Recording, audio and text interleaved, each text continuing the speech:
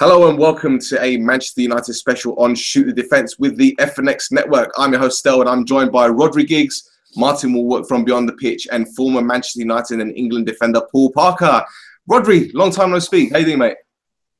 Yeah, I'm good, mate. Yourself? Yeah, can't complain. Really excited about this new project that we're doing. Yeah, we'll see how it goes, but yeah, excited as well. Great stuff. And Martin, great to finally have you on the show. Yeah, great to speak to you still, boys. Hope everybody's well. It should be a good one. Absolutely. And Paul, welcome back. Is Singapore treating you well? It's not too bad. The humidity, I think, kills everybody because you're just constantly sweating all the time. But it's actually nice to be sitting outside in the breeze, to be honest. It's going to, in a couple of hours' time, I could end up being cooked. Hopefully not. Well, gents, let's start by refreshing our memories, so to speak. 21st of May 2016, Manchester United beat Crystal Palace in the FA Cup final. Moments after Wayne Rooney lifted the trophy, news broke that Louis van Gaal was to be replaced by Jose Mourinho. Martin, what was your initial reaction to the news? Because I know many people felt it was very unprofessional of United to let the cat out of the bag in those circumstances. Yeah, well, first of all, let's be honest, it wasn't much of a surprise, the sacking in itself. And if we're honest, it had been coming for a little while there, maybe, and probably would have come sooner if it wasn't for the cup run. But it really didn't sit well with me. As United fans there, we often jump on other teams, don't we, and how they treat their management. And we like to think that we do things differently at Old Trafford. And so it didn't quite sit well with me. Just how quickly it was out. While Louis wasn't exactly what us United fans would have exactly wanted when it comes to tactics and technically with that Dutch total football, possession-based football, it was very static and robotic in nature. I think even Schneiderlin came out, didn't he, and said that it's exactly how he felt. It was very robotic and kind of sucked the life out of the game a little bit, but. You can't argue that he wasn't entertaining, was Louis? Especially in his media and the end of season do's and his speaking. He was a very entertaining man. Just wish that entertainment would have taken place on the pitch as well. But I certainly thought it could have been handled a little better.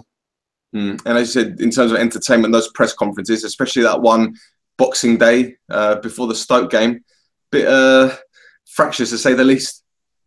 Oh yeah, he always had a good word or two, didn't he? And the sideline antics where he's throwing himself on the ground and the singing at the end of season do's. He was an entertaining man, but it just didn't translate onto the pitch, unfortunately. And we need to see entertaining football back at United, and unfortunately, he couldn't bring it to us. But at least he went out with a trophy. And Rhodri, Martin used that key phrase there, entertaining football. I mean, the Manchester United way is entertaining football, isn't it? Or so the narrative says. Did you have any doubts or reservations about Mourinho's appointment? Reservations, no, because he brings trophies, and that's what Manchester United's all about. Going to the entertainment thing, I think you're not going to get that with Jose Mourinho. We've seen that over the years. The players that he brings in, the players that he wants to bring in. When it comes to like the last 10-15 minutes, the old United way was get down the sides, play quick football. He just lumps up to the big fella. We've seen that. So going back to the United way, I don't think we'll see that with Jose Mourinho. Not while he's in, no. No? Okay, fair enough. Well, fast forward 12 months and the landscape at Old Trafford has changed drastically. Zlatan Ibrahimovic arrived on a free and proved their doubters wrong, especially those who said he wouldn't even score 10 goals. He found the net 28 times. Eric Bayer was a £30 million revelation, while Mkhitaryan made his mark on a successful Europa League campaign. But all eyes were on Paul Pogba. He returned to the club in a world record fee and was reintroduced to United fans in the most elaborate way, a music video with Croydon rapper Stormzy. Paul, the powers that be expected Jose to achieve Champions League qualification, which he delivered. Although there was a lot of work to do off the pitch. Morale wasn't great despite winning the FA Cup. It just seemed that Van Gaal sucked the life out of the squad. What's your evaluation on Mourinho's first season? I think we have to say he gave Manchester United what they wanted, Champions League football. I believe he didn't do it in a fashion that was expected. I think we have to say in certain ways it was quite fortunate because no one can actually say the way I want to do it is to qualify through the Europa League to win the Europa League to get through to a Champions League final. You can't plan on that. You just can't do it. And to be honest, United or any other team, you judge them where you finish in the league. Manchester United finished 6th, which is, in my opinion, is a poor season if Manchester United finished 6th in the league. But as everything's glossed over on the fact of qualification for the Champions League and actually winning 2 trophies in the League Cup and Europa League. And I'll say to any person out there who you either love Manchester United or you hate them, but the haters will say that a few years ago, Manchester United, they would have seen it as a really, really bad season winning either one of those trophies. And yet at this moment in time, Manchester United, which disappoints me, when you read stuff, are kind of trying to glorify them. And I just think Manchester United are better than that. I think they have to be totally honest and say that this coming season, Manchester United have to be challenging from the start and right to the end to try and win the league. Not to talk about guaranteeing that they finish higher in the league and finish in the top 4. Have to talk with the manager and what he's been brought in for. It has to be about winning the league title. Absolutely. Well, Martin, social media gives people a platform to voice their opinions, and the ABUs were out in force when United finished 6th. Saying Mourinho had failed and Pogba flopped, and pardon the passive aggressiveness, but I didn't realise winning 2 trophies, one being a European competition United had never won prior to Jose's arrival, and Champions League qualification was a failure. What's your opinion on the matter? Well, it's strange, really, because it can be both. For me, it's both a successful season and a disappointing season. As Paul was saying there, for a Manchester United team to finish 6th in the league is just simply not good enough.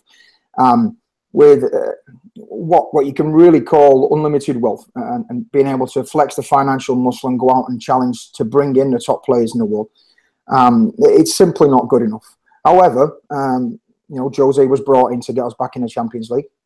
He delivered, albeit on the back of a Europa League win, which is got very sketchy towards the end. It was all the eggs in one basket, towards the end there. And let's be honest, if he would have failed, then questions would have to been asked about Jose's position in charge, really, because he gave up on that 4th position. It seems sad saying this, but he gave up on that 4th position in the league, quite a few weeks in advance. So he put all the eggs in one basket very, very early for that Europa League. Fortunately, went out there and won it. But Jose's almost going to get a free pass on that first season. Inherited an average squad, a squad that needed investment, a squad that needed new life breathing into it. The signings he made last year all came through and all delivered, I thought. Paul Pogba is performing a lot better than the media will have you believe. He's carrying around that £89 million transfer fee. And I don't know what people are expecting. It seems like people are expecting 30 goals, 25 assists a season. Look, that's not what he's been brought in for. However, he needs another player. He needs a real world-class defensive midfielder to get the best out of a Paul Pogba next year. And I'm in agreement with Paul there. Moving forward to next year, I think nothing less than a title challenge and the latter stages of the Champions League is where United should be, and quite frankly, where they should be with the money they have to spend, the ability they have to pull those players in. But it is getting rather concerning that there's not an awful lot happening right now. That's a fair point. I know today is the 1st of July, so obviously officially they can now make those transfers.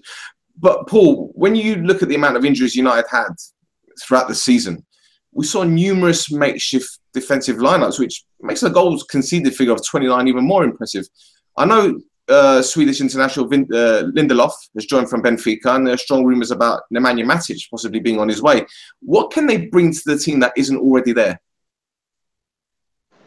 I think, in my opinion, I want to see if I can, with the players that Manchester United had even last season, I still believe that United could have still played with a little bit more, I'm going to use that word, common word, flair, a little bit of the old-fashioned way, a little bit of, taking the game to people. People arriving at Old Trafford and they were fearful.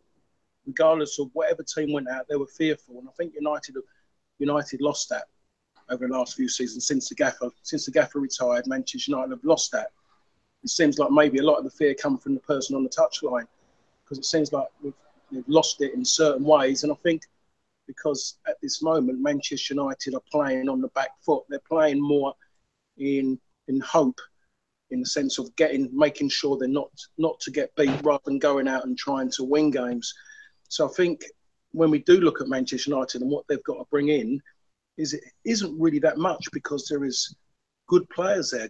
There's very good attacking players, but the problem is they're not allowed to play in the fashion in which they were brought to actually play at this moment in time. When you look at someone like Mata, who's become a favourite very, very quickly, it takes a lot to get the fans to put a banner up with your name on it.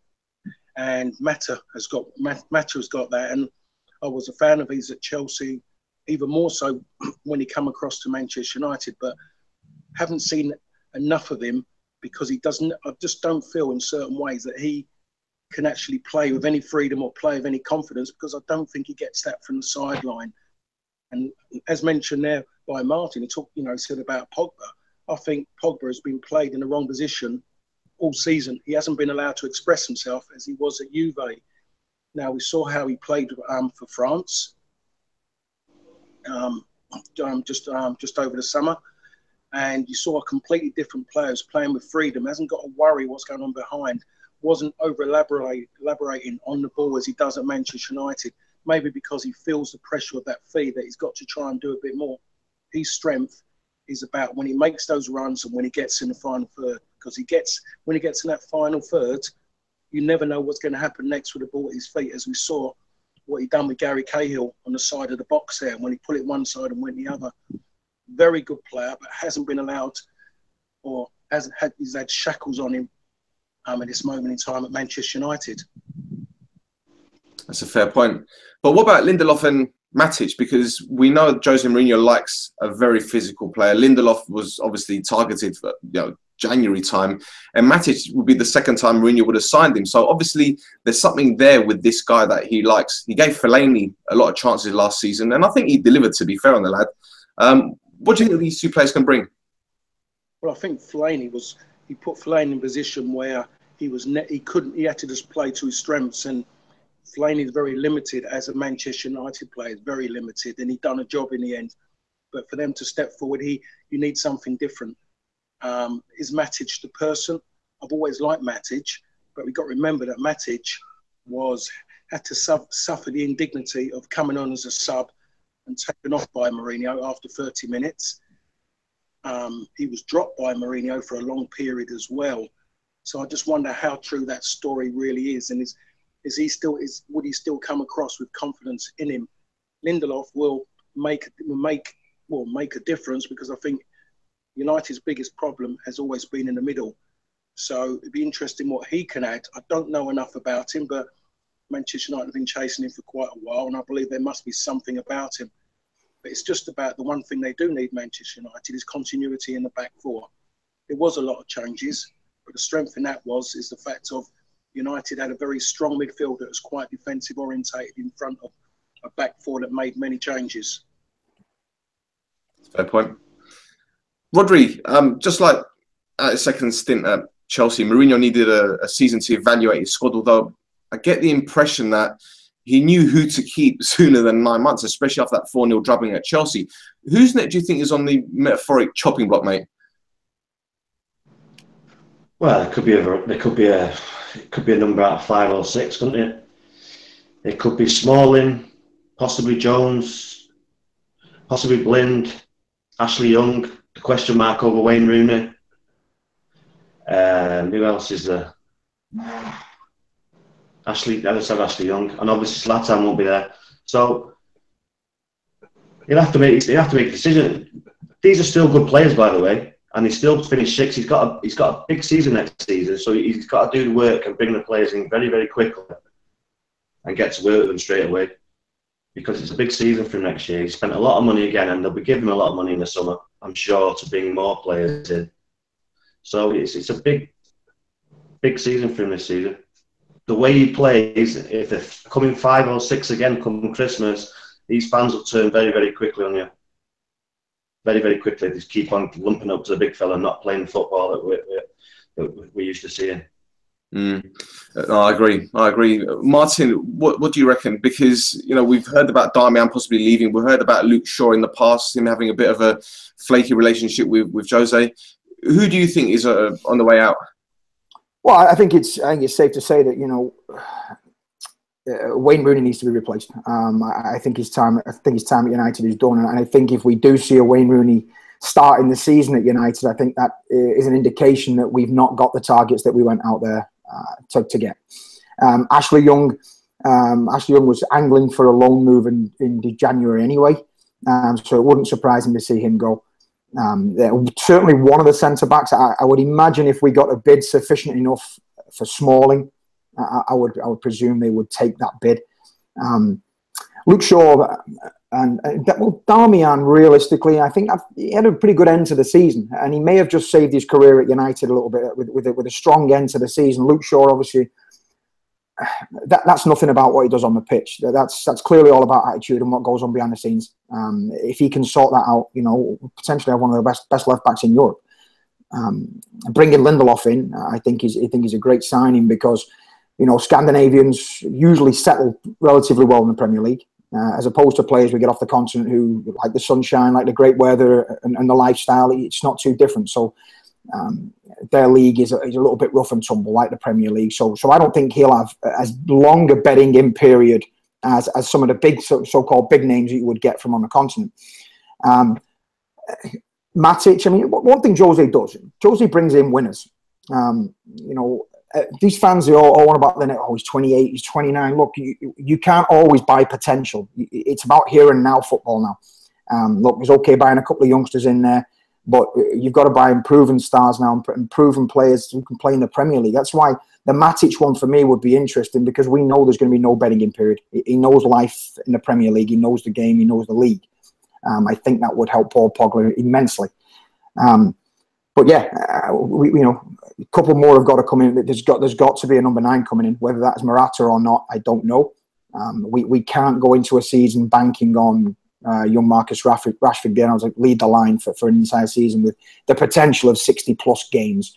I think we're going to have to bring in 1, if not 2. Absolutely. And Paul, you've played with a lot of United legends, Hughes, Cantona, but to name a few. When you look at the current United squad, and with a great respect to a lot of the players there, a lot of them aren't United players. And you know what I mean when I say that. Do you see a mass exodus, or do you think Mourinho is happy to kind of tinker with what he's got at the moment? Oh, I don't think he's happy with what he's got, to be perfectly honest. I think we saw that during the season with a number of changes. I don't think he really was enjoying working with a lot of players he had there. But he used players in certain ways. And like Ashley Young, he used Ashley Young everywhere except where Ashley Young wanted to be.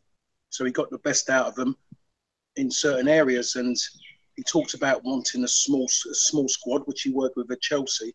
He worked with a very small squad because he never hardly changed a team at Chelsea. At United, he was talking more. He needs more players. He was talking about injuries.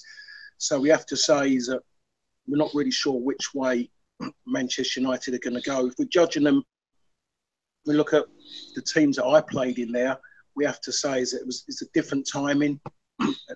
Football was completely different then compared to what it is now. Football now is about squads, players, managers, even fans talk about squads now. And at the end of the day, we know that I think most fans want to see what they conceive as the best 11 players playing for them week in, week out. And I don't think they've seen that at Manchester United in the season just gone by. Because I think if United had done that, I think they could have really improved on what they've done. Because you can't, as far as I'm concerned, is that you never bear grudges with players. All you want them to do is do a job for you. And I think there was a little bit too much, a few little issues going on there. And I think it affected United with too many changes. That was the biggest problem that happened last season. And during the time of Sir Alex, there wasn't continuity was a major strength of Manchester United. And I think fans turned up at Old Trafford and they knew the team compared to what was going on this season and under Van Gaal as well. Everyone's kind of wondering who was going to play next. And United's strength under Sir Alex Ferguson's time there in the Premier League era was all about continuity. And it worked. I think. Well, I think looking at that point, I think if you looked at the last 2 seasons, I mean, Chelsea, you could probably name 9, if not 10, of Chelsea's starters every single week. The season just gone, and the same with Leicester the season before. Yeah, correct. I think they could have done that, though. I think they could have done that because they didn't have no European games and they were preparing for games all week. They're not going to get that next year, Chelsea, so it'll be a bit different. You can do that if you've got playing 1 game a week. If you play in 2 or 3 games, it becomes more difficult. Then you have to use more on your squad game. And that's where we need to be more players and the more quality needs to come in. Yeah, you are right in certain ways, but again, I'm going back, and yes, it's a different era, and I sound like I'm an old man, even though I think I am now anyway. Is that I mentioned his name, Sir Alex. Is that there still wasn't a lot of the Champions Leagues that he won. There wasn't much changes in the team, and if there was going to be any changes, the changes happened in the FA Cup and the League Cup, not so much in the Champions League or the Premier League. So there wasn't, and I just wonder: is there a different? It might be just the fact there's a different mindset to the players now compared to when it was then, to the players then, to what there is now. Because players were thriving to play in every game possible. I know that I didn't want to miss any games during my 5 years here. I didn't want to miss any games, and that ended up costing me in the end because I was playing games with so many tablets in my throat. It was unbelievable just to make sure I was playing. So I just wonder if that element makes any difference compared to what it is today. And people have got in there that you got to rotate, you got to rest, and I don't think you have to, because it's only if you're playing for Manchester United, it's a minimum of 55 games a season and onwards, and I think that is possible because at the end of the day, you're not going out digging roads, you're going out doing something that you love. Yeah, we had this discussion on my show, similar to that point, and it's our players now conditioned. Are they conditioned to want to get breaks? Like I say, back in Paul's day, there it's look, you don't want to miss a game because there's somebody behind you there who wants your position and wants your shirt.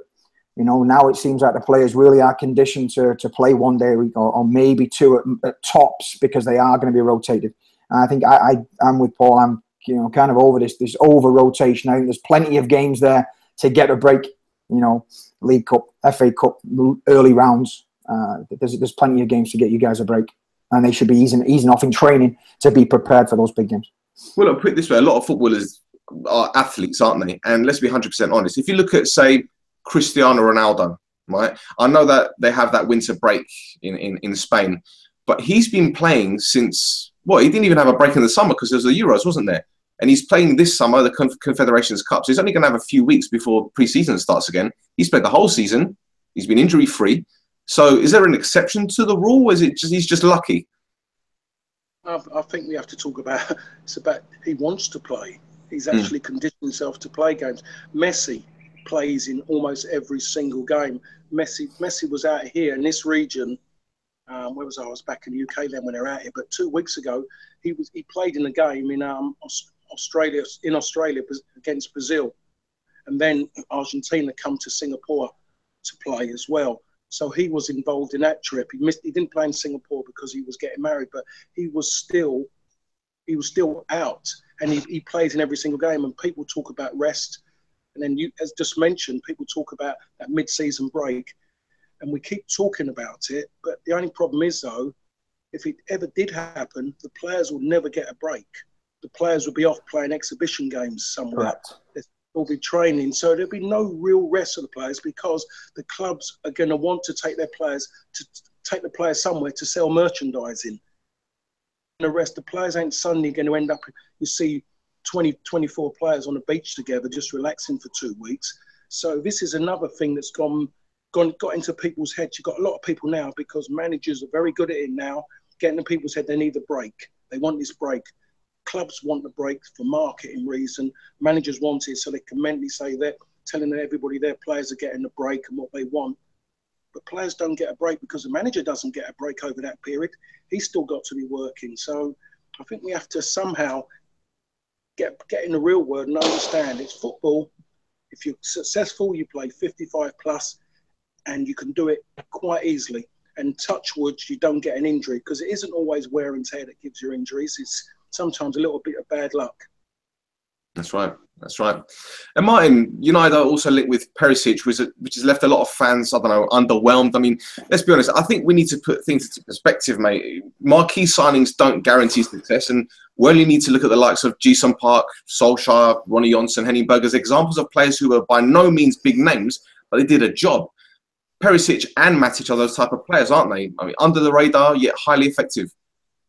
Well, yeah, I mean, Perisic, I think he was into the second top scorer anyway, wasn't he, with 11 goals, I believe, behind Icardi. So he does offer that, but I see the attraction in a Jose Mourinho style. Perisic is just a down-to-earth, hard-working winger, the type of winger that's going to track back in the way that Juan Mata's not able to do in this formation, and Martial has been reluctant to do. So I see where, I mean, underwhelming, yes, we always want to buy the flair players, or people will always want to see these big-name flair players coming in. Well, you can't have 11 of those.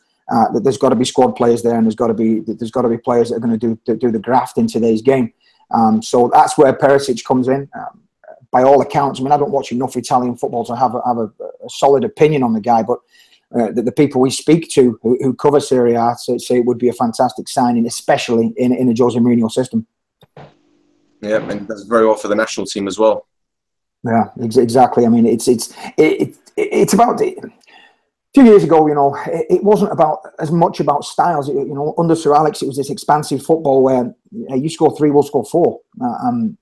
Times have changed at Old Trafford. We're not going to see that. It's going to be a squad based around being hard to beat, which he proved. Jose got us in that style. He made us very, very difficult to beat.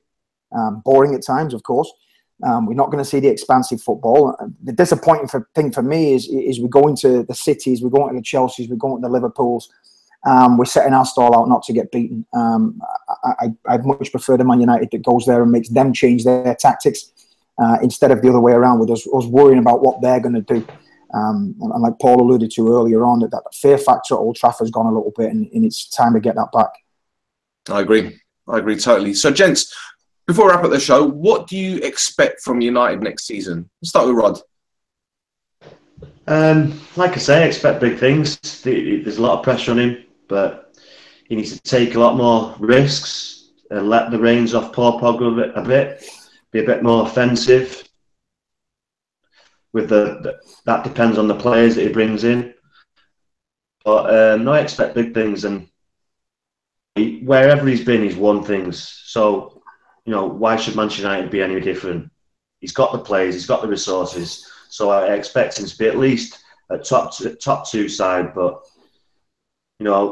it's going to be difficult because there are a lot of good teams now. There are a lot of good teams, a lot of big money being spent. It's not like the old days where it's just Arsenal or United and someone else. There's 4 or 5 teams that can win this league now, so it's going to be difficult. But we're Manchester United, and we're used to being at the top, and that's where we want to be. So it's a big season for him, like I said. But I'm excited. Absolutely. And Paul, listen, I know it's all about ifs and buts, and if United had taken the majority of their chances last season, especially games like Burnley and West Brom and Hull City, we could be talking about United ending up maybe champions. It's not far-fetched, is it? What do you expect from this coming season?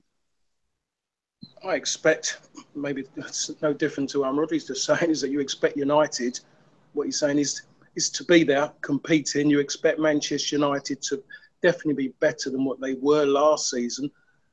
Jose Mourinho couldn't be at a better club to be at. He's got a club that thrives on the fact of winning things. The club is out there and it wants to exploit the market with achievements.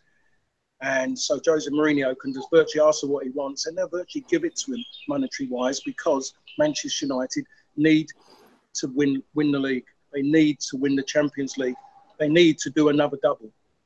They want to do another double, so they will give the right person the right amount of money to go and succeed. They will give them the opportunity to succeed to do that. So he's in a position where he can do that. So I just think he's got to use it in the best possible way. And that is to go out there and make sure Manchester United fans are sitting on the edge of their seat. Come May, they're sitting there on the edge of their seat, at least waiting for one trophy. Fantastic. And Martin, which trophies are you expecting next season? Well, I would certainly trade in the FA Cup and the League Cup for a title or a Champions League. I'll tell you that. I think there's certainly going to have a couple of big players come in between now and the start of the season. Hopefully in the next couple of weeks before they fly out to join me out here in the States. But as you said, it's got to be a title challenge. It has to be a title challenge. I know, like Rod said, all the other teams are improving too, and there's a lot of money being spent. But United need to be up there, top two, and they've got to be mounting a serious title challenge and going latter stages of the Champions League. Jose is going to be given this window, and it's a big window for him and Ed Woodward. I think both names could almost be on a chopping block if we don't get this right. He's going to be given pretty much the money he wants to spend this time, but if he doesn't get it right next season with the players he brings in, I wouldn't overly expect a huge change tactically. Hopefully slightly more expansive, but certainly we've got to be mounting the title challenge. Fantastic. Well, gents, thank you ever so much for coming on the show. I think it's been a fantastic first show. Rod, do you want to give everyone your Twitter handle? Rod James Giggs. And you're playing for the Offside Trust, aren't you, on the 20th of August, the charity game? Yeah, it's Curzon Ashton. Good lineup. Excellent. Good lineup. What colour boots are you going to wear? Can't wait. Oh, black. All black. Great stuff. Paul, thank you ever so much, mate. Twitter handle? My one? Yeah. Oh, Real Paul Parker. Excellent. At Real Paul Parker, sorry. Fantastic. And you're off to training in a moment, right? Is that right? Yeah, I'm going to be leaving 7:30 now, so I'm just on my way out now, yeah. Great stuff. Well, thanks for being on the show, mate, and look forward to having you back on again. Cheers, thank you. Brilliant. And Martin, thank you ever so much, mate. Really appreciate it. You got when's your next United show on Beyond the Pitch? Next United, actually, me and Phil did it early this morning, so it should be released tomorrow. So that's at Beyond the Pitch, and then myself at Wallwork 7. I appreciate it, man. Thank you so much for having me on. Let's do this again soon. Fantastic. Pleasure's all mine, mate. Well, guys, thanks for tuning in. You can follow us on Twitter at Shoot the Defence. We have a website. We're on the FNX network. So tune in and we'll be back very soon. Take care.